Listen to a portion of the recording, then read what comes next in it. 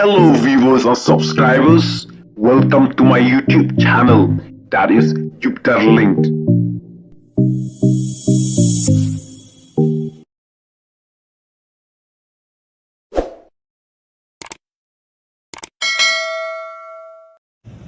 Come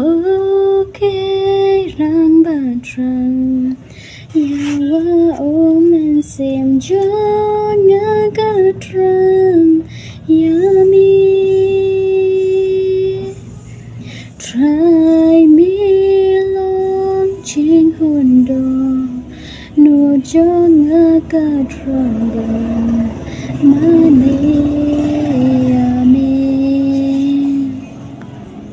Trai me long kaborbat kasti tang ha me men sim kapendem Trai me long ching hundo no jonga katramban